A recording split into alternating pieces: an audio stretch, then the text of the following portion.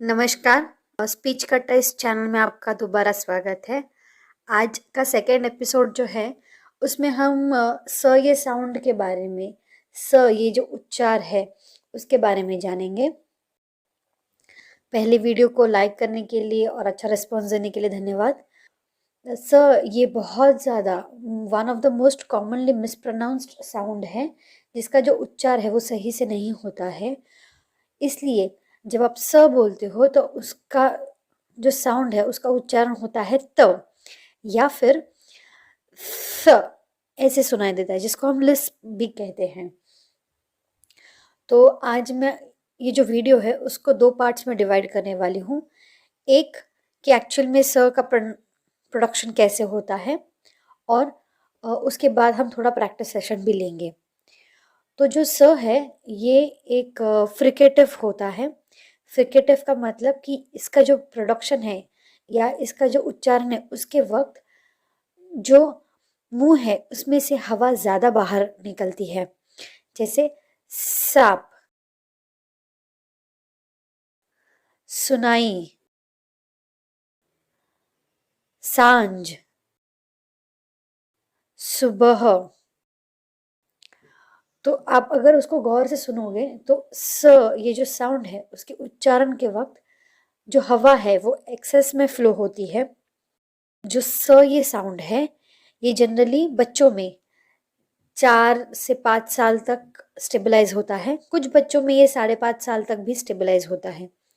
पर अगर आपका बच्चा देर से बोलने लगता है या आपके बच्चे के जो बाकी के उच्चार है वो भी ठीक से नहीं हो रहे हैं, तो फिर ये साउंड प्रोडक्शन पे आप इतना ज़्यादा फोकस मत कीजिए, क्योंकि जैसे उनका डेवलपमेंट डिलेड है, उनका स्पीच क्लैरिटी का भी जो डेवलपमेंट है वो धीरे ही होगा या फिर लेट ही होगा। तो डोंट इंसिस्ट कि उनको स जो है वो क्लियरली प्रोनाउंस होना ही चाहिए। आप पहले बाकी के जो साउंड्स हैं उन पे फोकस करने की कोशिश कीजिए, उसके बाद आप स पे फोकस कर सकते हो। थोड़े बड़े लोगों में आप क्या कीजिए, पहले आप जो स के सारे वर्ड्स हैं उनको लिख लीजिए, और मोबाइल में, जैसे मैंने आपको पहले वीडियो में भी बोला था, कहा था कि आप रिकॉर्ड कर लीजिए आपकी खुद की आवाज़ और सुनने की कोशिश कीजिए, और जहाँ पे एरर्स है, जहाँ पे मिस्टेक्स है, उनको आप नोट डाउन करने की कोशिश कर लीजिए।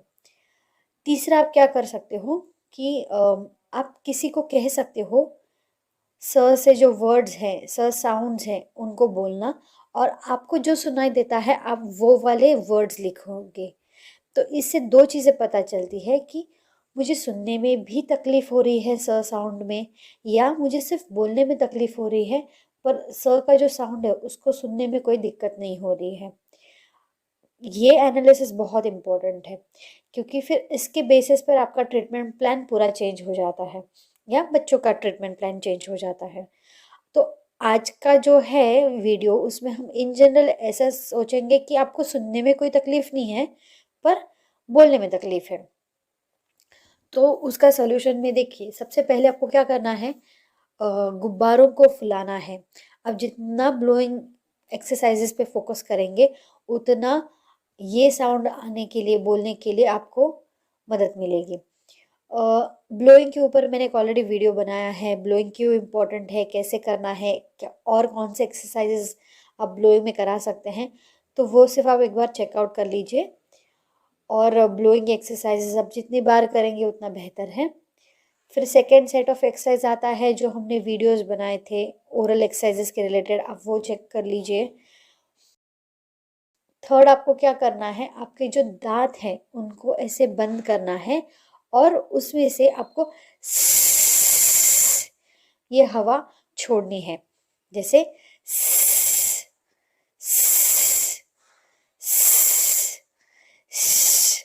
ये आप ऐसे 50 बार, 100 बार रोज 2 हफ्ते 3 हफ्ते सिर्फ इतना ही प्रैक्टिस कर लीजिए, आपको काफ़ी ज़्यादा कंट्रोल अपने मसल्स पे आएगा। जब ये आपको कंट्रोल आएगा, इसको आइसोलेशन में बोलते हैं, जब आइसोलेशन में आ जाएगा, फिर धीरे धीरे आप जो से वर्ड्स आते हैं उनको लेकर प्रैक्टिस करना शुरू कर दीजिए, जैसे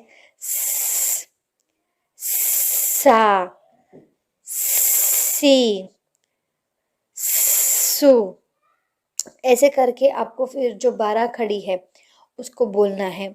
तीसरा स्टेप होगा कि आप जो स से वर्ड्स आते हैं उनको लेकर प्रैक्टिस कर लीजिए, तो उससे काफ़ी ज़्यादा आपको मदद मिलेगी।